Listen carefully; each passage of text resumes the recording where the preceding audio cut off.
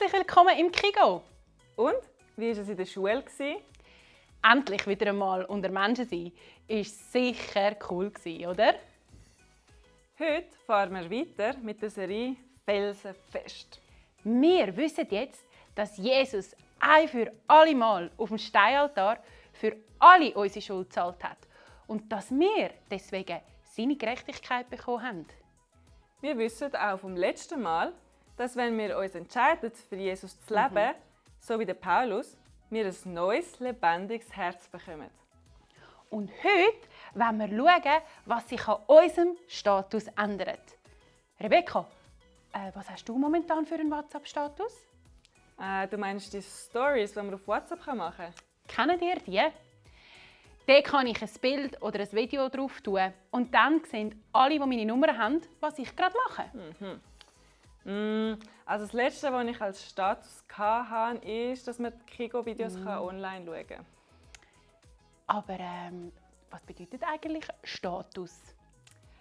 Ja, Status zeigt an, wie dein Zustand gerade ist, aber auch, wie du zu anderen stehst, also deine Stellung zu anderen Menschen. Und der Status ändert sich, wenn ich an Jesus glaube und mit ihm lebe? Genau. Du bekommst einen neuen Status. Ah, das ist ja cool. Aber was denn für einen? Ja, das sehen wir dann nachher, nach dem Worship. So, ihr Lieben, es ist jetzt Zeit, zum zusammen aufzustehen. Können wir gerade mal machen? Ja, wir wollen jetzt zusammen Gott erheben und einfach Freude haben mit ihm. Und Freude haben wegen all dem, was er für uns gemacht hat. Ich möchte gerade zum Start beten. Vater im Himmel, du meinst es so gut mit uns. Du liebst uns von ganzem Herzen. Und wir wollen jetzt in diesen Liedern einfach ausdrücken, dass wir dich auch mega fest gerne haben. Danke, dass du da bist. Amen. Amen.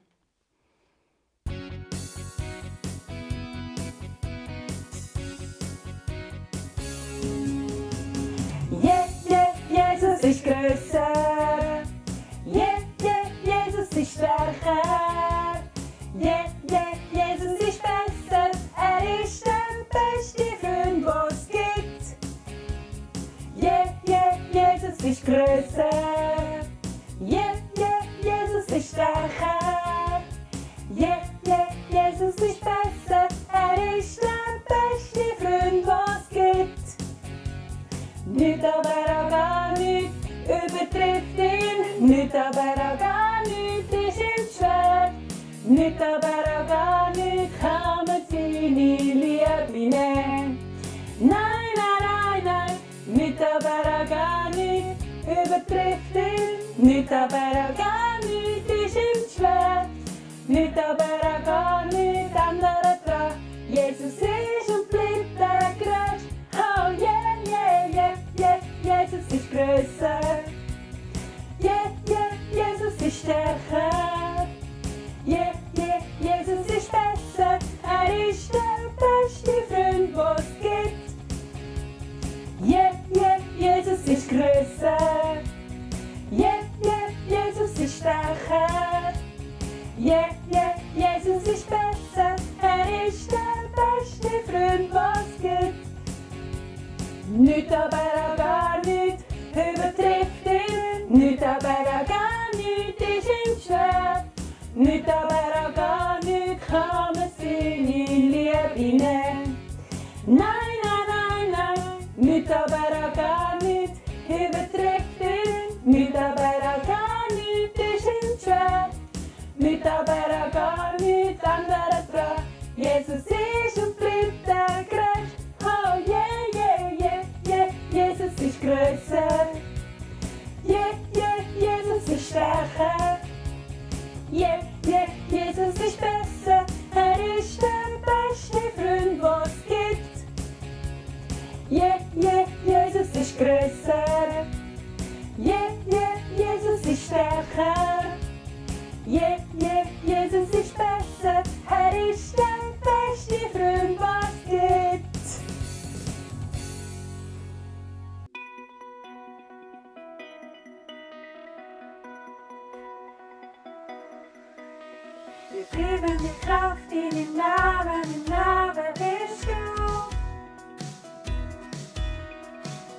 vertraue mich auf, ich streck mich aus nach dir. Ich lauf auf dem Weg, wo du gehst, ich komm mit. Vertrau auf den Plan, verlass mich ganz auf dich.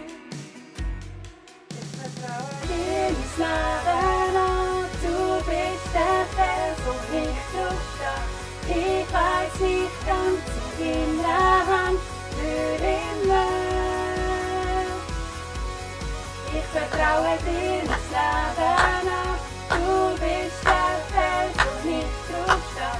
Ich weiss nicht ganz in der Hand für immer. Fühlende Kraft in meinem Leben bist du. Darum steh ich auf, ich streck mich aus nach dir. Ich lauf auf dem Weg, wo du gehst, ich komm mit. Vertrau auf den Plan, verlass mich ganz auf dich. Ich vertraue dir das Leben an, du bist der Fels, wo ich draufstehe. Ich weiss nicht ganz in deiner Hand für immer. Ich vertraue dir das Leben an, du bist der Fels, wo ich draufstehe. Ich weiss nicht ganz in deiner Hand für immer. Wenn alles, wo mir halt gibt, mich verlässt. Wow. Meine Sicherheit in dir Gott nicht versteht. Du bist mein Fels, mein bester Grund.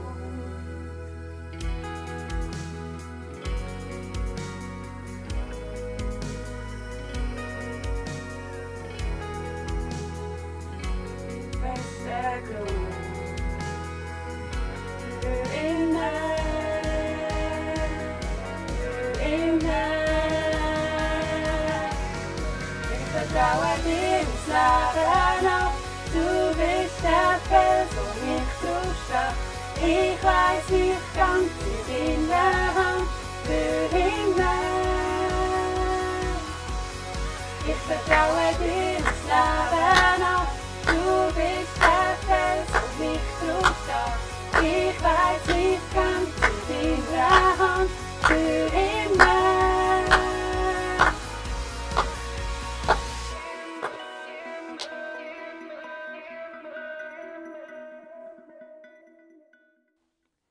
Heute wollen wir wieder für etwas Bestimmtes beten.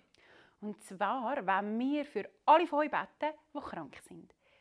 Falls dir etwas wehtut oder du eine andere Krankheit hast, die vielleicht nicht immer schmerzt, aber dich stark einschränkt, dann wollen wir jetzt gerade dafür beten.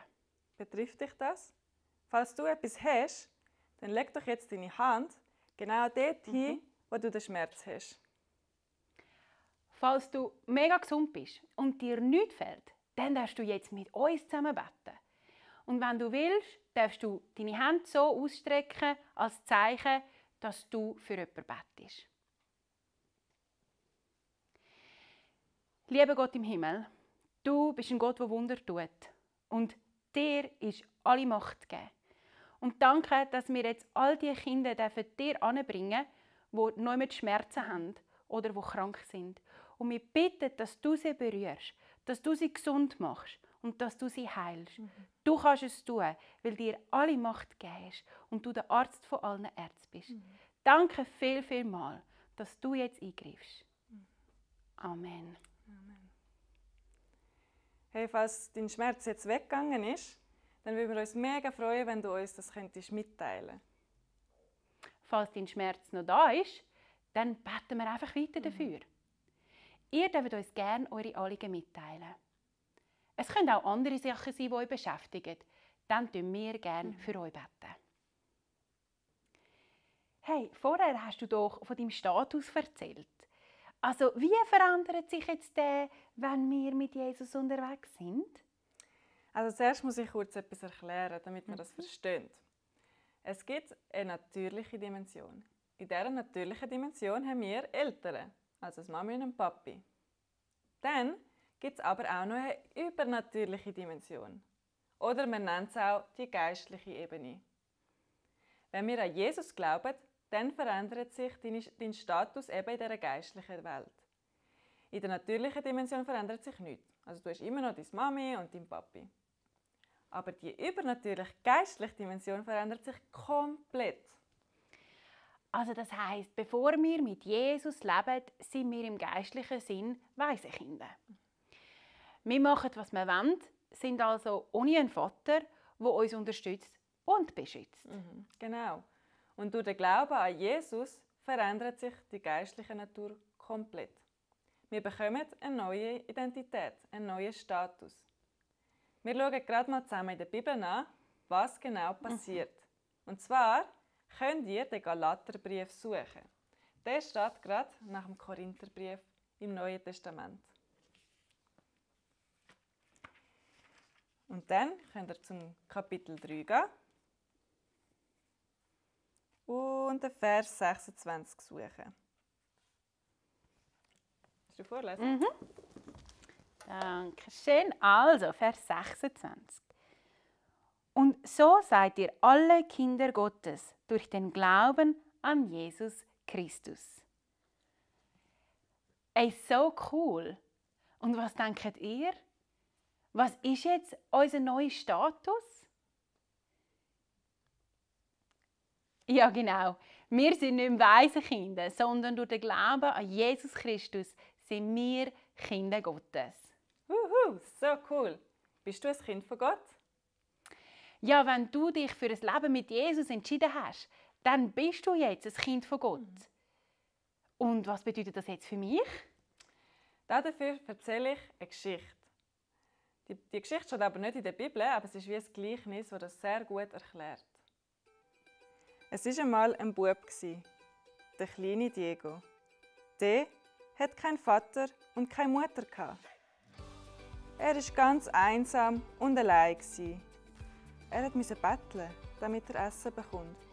Und geschlafen hat er ganz alleine im Wald.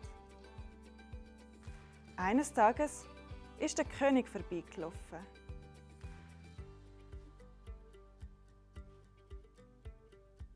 Er hat den kleinen Diego am Boden gesehen und hat ganz fest Mitleid gehabt. Er beschließt, dass er den kleinen Diego mit sich heimnimmt.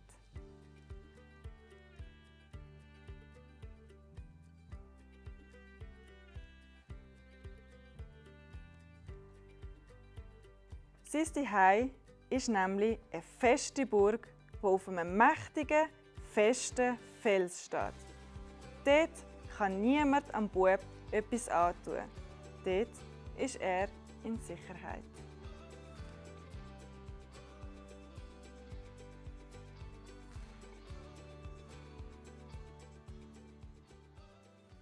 Er kleidet ihn in wunderschöne Kleider. Er bekommt alles, was er braucht. Und das Krasse ist, er lebt nicht nur auf der Burg. Nein, er wird vom König adoptiert und ist jetzt ein Königskind.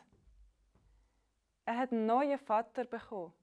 Nicht einen normalen, sondern einen Königsvater. Und einsam war er auch nicht mehr, weil er hat auch ganz viele Geschwister bekommen. Der Diego ist von jetzt an in Sicherheit und hungert nie mehr. Ganz so einfach ist es zuerst aber nicht für den Diego. Er hat sich an sein neues Leben gewöhnen und sich ganz vieles abgewöhnen. Oft ist er am Morgen aufgestanden und wollte auf die Straße betteln, damit er Geld verdienen kann. Sein neuer Vater ist ihn dann immer geholt und hat ihm gesagt: Sohn, ich habe genug Geld. Du musst nicht mehr selber krampfen. Oder beim Znacht hat er immer als Brot bestellt zum Essen. Er ist sich das so gewöhnt gewesen. Der Vater hat ihm dann immer gesagt: Sohn, du darfst von all diesen feinen Sachen essen. Es ist alles für dich. Genieß es doch.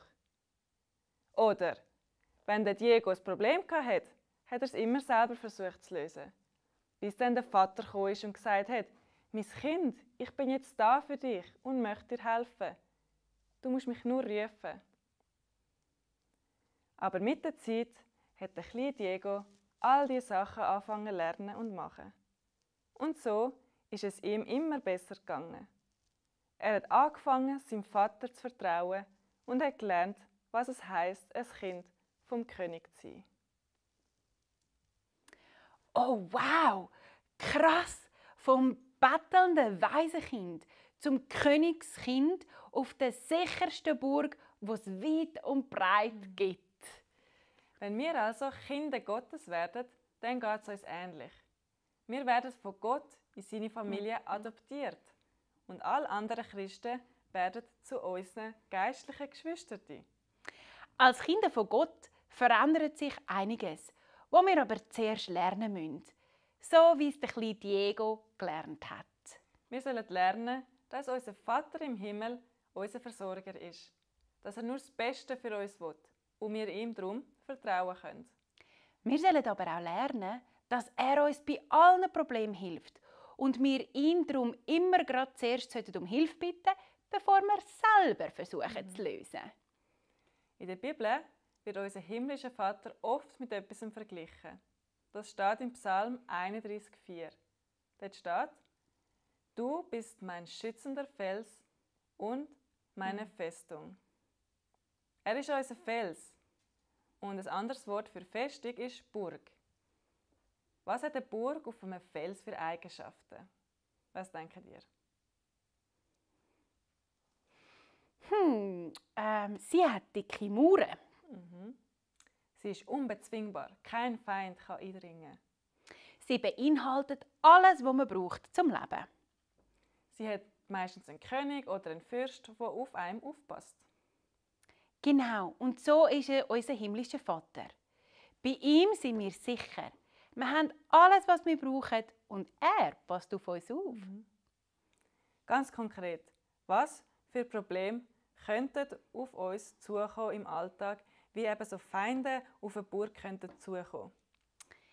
Ja, zum Beispiel eine mega schwierige Prüfung in der Schule. Wenn wir also wie ein Waisenkind denken, wie würden wir handeln?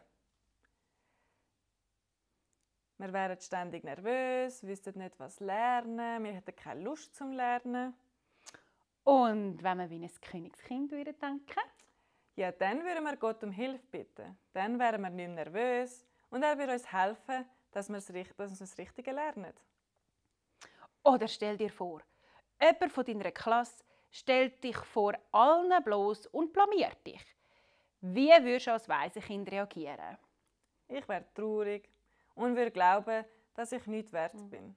Ich hätte dann nicht mehr viele Freunde und würde mich in meinem Zimmer verkriechen. Wie würdest du als Königskind reagieren? Ich glaube, ich wüsste, dass ich geliebt bin und genau richtig so bin, wie ich bin. Ich wäre zwar schon ein bisschen traurig, aber ich würde dieser Person vergeben und dann halt mit anderen Kindern spielen. Hey, wow, das klingt doch gut, oder? Wir können immer mehr lernen, wie ein Königskind zu denken. Mit der Zeit fällt es uns immer einfacher. Und wir fühlen uns immer befreiter und geliebter. Das ist ein Prozess, der das Leben lang wird gehen. Aber der Heilige Geist hilft uns dabei. Wir möchten euch ein paar Fragen mitgeben, wo ihr darüber nachdenken könnt. Oder sogar vielleicht mit jemandem darüber reden. In welchen Situationen vergissest du, dass du einen mächtigen, himmlischen Vater hast? Was würde dir helfen, dir bewusst zu machen, dass du einen mächtigen himmlischen Vater hast? Vielleicht hilft es dir, diesen Bibelvers jeden Abend aufzusagen. Oder du schreibst dir den Bibelvers auf und hängst ihn an die Wand. Oder du betest in diesem Moment, gerade als erstes, und bittest ihn um Hilfe. Und die dritte Frage, bist du ein Kind Gottes? Und falls du sagst, nein, ich habe Jesus noch nie in mein Leben eingeladen, dann ist die Frage an dich, willst du ein Kind Gottes werden? Wenn du das möchtest, kannst du das Gebet am Schluss von dem Video beten und Jesus in dein Leben einladen. Wenn du kurz Zeit brauchst, um dir die Fragen zu überlegen und auch die Antworten darauf zu überlegen, kannst du einfach auf Pause drücken.